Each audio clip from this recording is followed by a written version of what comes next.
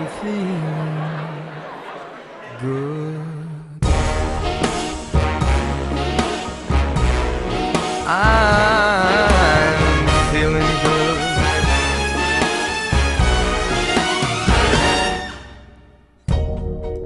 Fish in the sea, you know how I feel.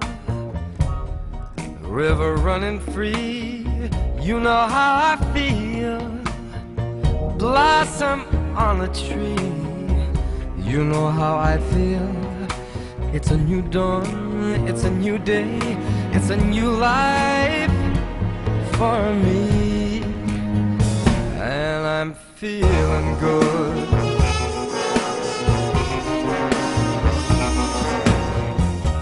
Dragonfly out in the sun, you know what I mean, don't you know? Butterflies all having fun, you know what I mean. Sleep in peace when day is done, that's what I mean. And this old world is a new world and a bold world for me. For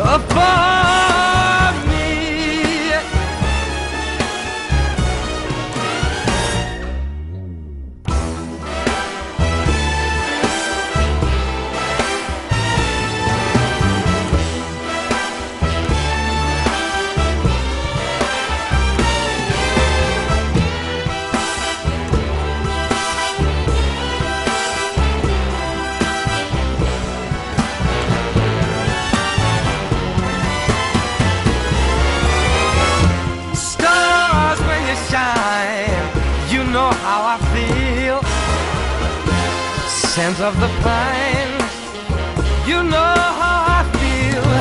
Oh, freedom is mine, and I know how I feel. It's a new dawn, it's a new day, it's a new life. It's a new dawn, it's a new day, it's a new life. It's a new dawn, it's a new day, it's a new life. It's a new life for me, and I'm feeling good. I'm feeling good.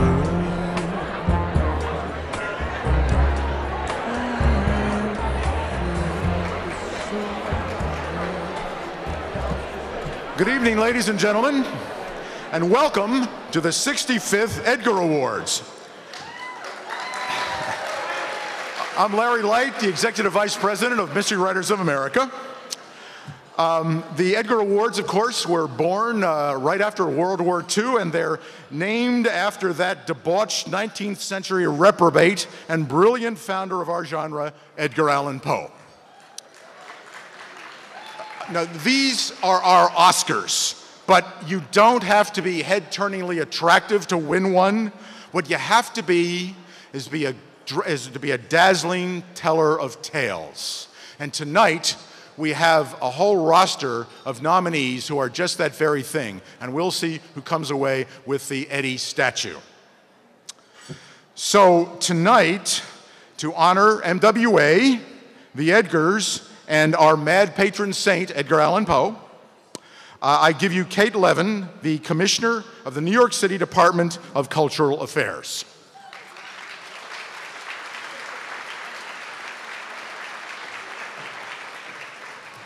Thank you so much, Larry. I have to say it is no mystery why I am thrilled to be here tonight. In the time-honored tradition of exposing government secrets, it's because I'm a huge fan. I love mystery novels so much that I once wrote an essay on Dorothy Sayers' translation of Dante so I could justify to my college advisor why I had all her books out of the library. Later, when I was teaching at City College in the English department, where Walter Mosley earned his creative writing MA, I was always especially nice to the student who used his chair in one of the classrooms. I've even made myself a pickle and peanut butter sandwich in honor of Kinsey Milhone, and I confess that I found it revolting, for which I feel an overwhelming sense of failure and shame. And as for the great Sarah Paretsky, who you're honoring this evening, I was breaking my mother's favorite cranberry glass goblets even before V.I. Warshawski made it a mark of literary depth and complexity, which, alas, has never made my mother feel any better.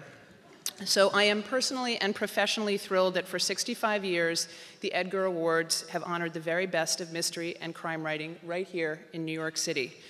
The connection between New York and writing, especially mystery and crime fiction, has always been particularly strong. The energy city has clearly inspired mystery auteurs since the days when Edgar Allan Poe lived and wrote in his Fordham Cottage, which I'm proud to say is now owned by the city of New York and run by one of our cultural institutions.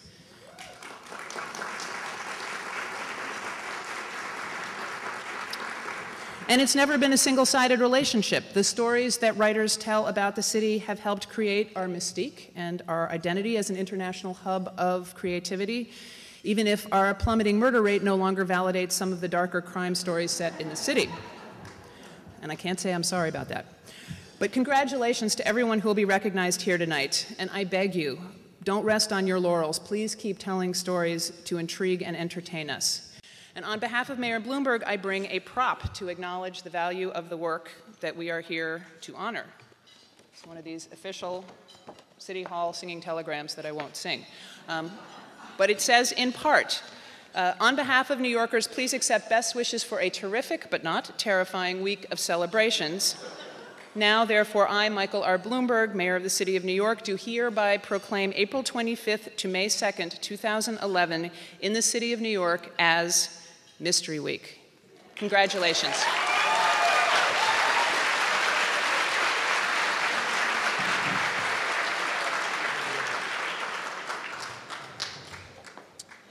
Now, it's my pleasure to introduce Andy Martin, who is the publisher of Minotaur Books, St. Martin's Press.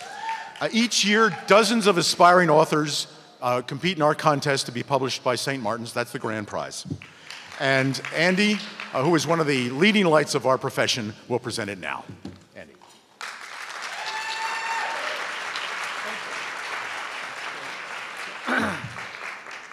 Thank you. Tonight marks the 4th annual announcement of the MWA Minotaur Books Writing Competition.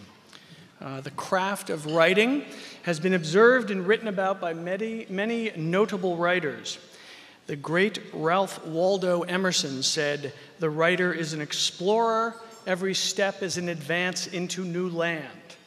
The great Samuel Butler said, "I never make my books. They grow. They come to me and insist on being written." Sometime later, the great Ernest Hemingway said, "The most essential gift for a good writer is a built-in, shock-proof bullshit detector. This is the writer's radar, and all great writers have had it."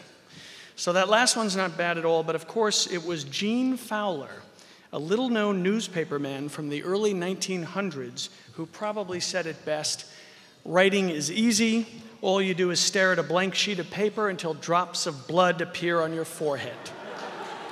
And how apt for the mystery writer. I don't think we can recognize enough the true difficulty of writing a novel, not to mention one's first novel.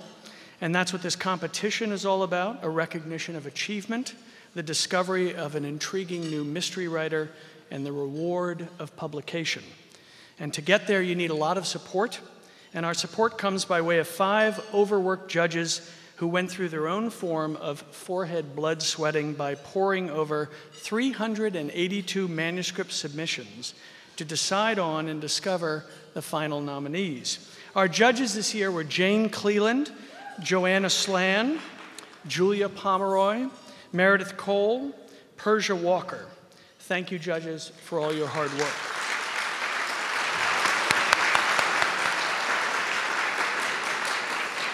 Uh, 11 manuscripts made it into the final round of competition, and Minotaur editorial director Kelly Ragland selected our winner tonight, who will be awarded with a publishing contract complete with a $10,000 advance and this personalized, jagged piece of acrylic made to look like the finest crystal. The 2011 winning first crime novel is a historical mystery set in the year 1796. A traveling craftsman, William Rees, sets out to find his runaway son and follows him to a Shaker settlement in the state of Maine, where the boy has taken refuge. While struggling to reconnect with his son, the murder of a young Shaker woman rocks the town. One of the town elders, who mistrusts the local sheriff, asks Rees, who is a former soldier, to investigate the woman's death. Our winning author was born in Twin Falls, Idaho, and her family moved to New York State when she was 7 years old. Since receiving a master's in library science from Columbia University, she has worked in every specialty within a variety of public libraries, including director. She is currently the assistant director at the Goshen Public Library in Orange County, New York. She's married, has 2 children, and 2 stepchildren, and several foster children. Hey, I know what I'll do with my spare time. I'll write a book. She wrote her first story when she was 10 years old, and she's been writing steadily ever since. Ladies and gentlemen, please join me in congratulating the 2011 MWA Minotaur Books First Crime Novel Competition winner, Eleanor Coons.